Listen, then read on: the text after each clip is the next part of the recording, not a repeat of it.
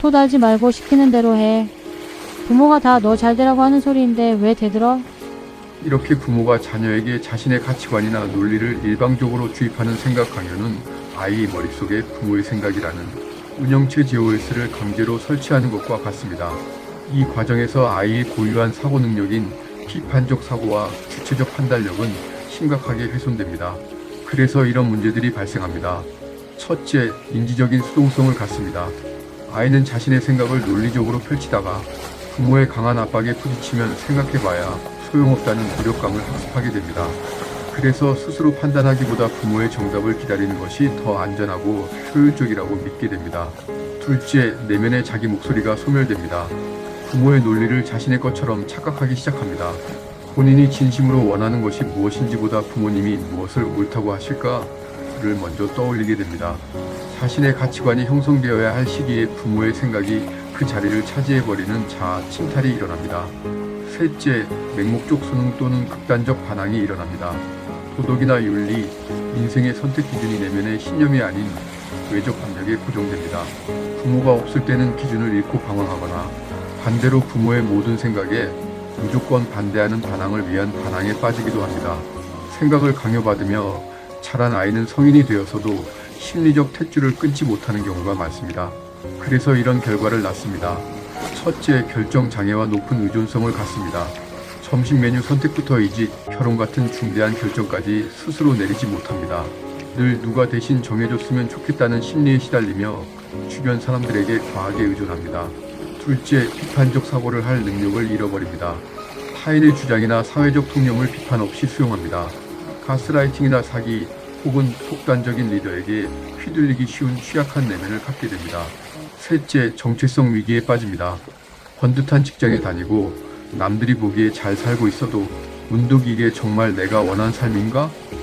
라는 근원적인 허무함에 빠집니다. 내 인생을 내가 아닌 부모의 유령이 대신 살고 있다는 느낌을 지우기 어렵습니다. 넷째, 수동적 공격성을 보입니다. 겉으로는 예스맨이지만 속으로는 강한 분노를 쌓아둡니다. 이 분노는 나중에 은근한 비협조나 게으름 혹은 예상치 못한 순간의 폭발로 나타나 관계를 해치기도 합니다. 부모가 자식 잘되라고 지름길을 알려주는데 왜 생각 강요가 되지? 라고 생각할 수 있습니다. 그러나 지름길을 알려주는 것과 내비게이션을 강제로 고정해버리는 것은 다릅니다. 아이는 길을 찾는 법, 생각하는 법을 배워야 하는데 부모가 목적지만 찍어주면 나중에 내비게이션 부분이 꺼졌을 때 아이는 길 한복판에서 미아가 됩니다. 그래서 진정한 마음 근육은 부모의 정답을 외우는 게 아니라 나만의 오답을 내더라도 스스로 생각해보는 사고의 근육에서 시작됩니다. 사회생활을 하다 보면 탓함일을 잘하는 사람을 보게 됩니다. 그런 사람들 중에는 제3자가 볼 때 어떻게 자기 생각을 저렇게 과감하게 표현할 수 있지? 하는 생각을 종종 하는 경우가 있습니다. 어떤 일이든 그 일을 풀어가려면 그 일의 속성, 관계, 파급효과, 파생될 문제 등등 여러 가지를 고려해야만 됩니다. 그것들은 명확한 사고체계를 거쳐서 판단되고 결정되어야만 합니다. 그렇지만 일이란 것은 다른 사람들과 엮여 있는 것이기에 대화를 통해서 구체화된 모습을 가져갈 수밖에 없습니다. 이때에 자기 생각을 과감하게 나눌 수 있는 사람만이 그 일의 결과물을 많이 가져갈 수 있습니다.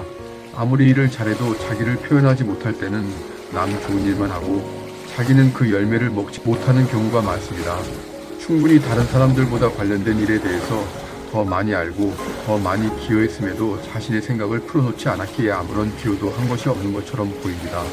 이런 경우를 경험하면 왜 자신은 과감하게 자기를 드러내지 못했는가를 자책하며 끙끙거립니다. 그 원인을 찾으려고 할 때 대부분은 자신을 못났다고 자책하는 것으로 끝을 맺는 경우가 많습니다. 그러나 원인 없는 결과는 없습니다. 그 원인은 성장 과정에서 길들여진 탓이 많은 부분을 차지합니다. 자기 생각을 표현하지 못하고 부모나 타인의 생각에 지배를 당한 경우에는 어쩔 수 없이 자기 생각을 드러내기보다는 감추는 습관을 자연스럽게 습득하게 됩니다. 이것들이 점차 강화되면 사회에 나와서도 그런 모습을 보일 수밖에 없습니다. 여러분의 자녀들이 사회에서 그런 모습을 하고 있는 것을 곁에서 본다면 얼마나 가슴이 아플까요?